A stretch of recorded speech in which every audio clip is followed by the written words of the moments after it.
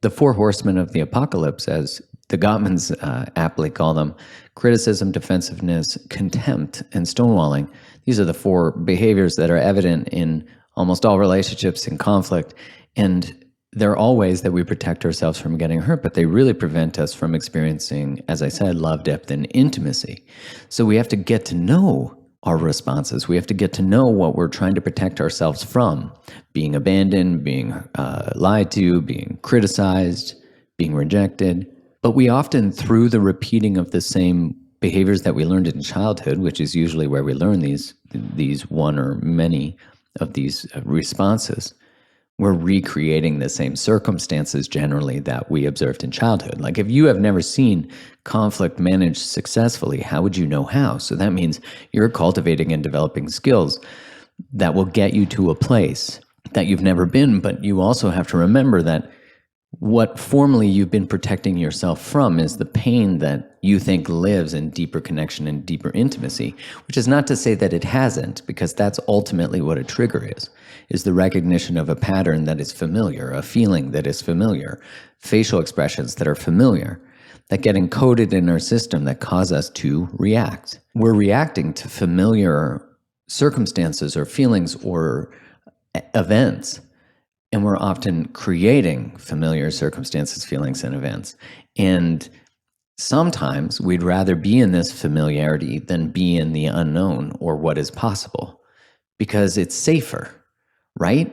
Like, and that's why we can unconsciously prevent ourselves from deeper relationships by dating unavailable people, by being unavailable, by having reactions, by ruining relationships, by ruining conversations, by cheating, by lying. We have all these mechanisms that we unconsciously use to protect ourselves from going into uncharted territories. So the mind is brilliant. The unconscious is brilliant.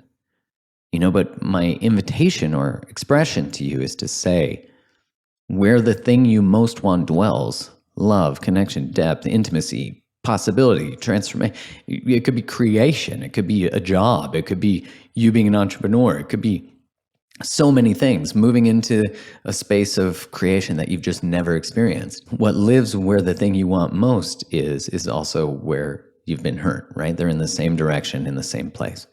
And so we don't often garner the wisdom and mastery that comes from our triggers. Our triggers are these spaces of familiarity that, if we take the time to decipher them and explore them, they can teach us mastery and a skill set that would get us past the place we've been before, the hurt place, right? Because if you look at your previous experiences in your life, and they can be ones that were traumas as a child. They could be lots of things. You look back and you go, okay, if I could garner the wisdom from that experience, what would I have learned? What would be the skill I would need to approach or confront that circumstance again in my life as equipped as possible? What would I have needed to say? Who would I have needed to be? What would I have needed to access? And you find yourself resourced in those spaces. You start to say to the wound, like, teach me. Teach me where to learn, where to grow, what to become. And this is where wisdom comes from, is from the integration of knowledge. Knowing something and not doing something is fucking useless, right? It's like you're sitting on this pile of books that you've read, but you don't live.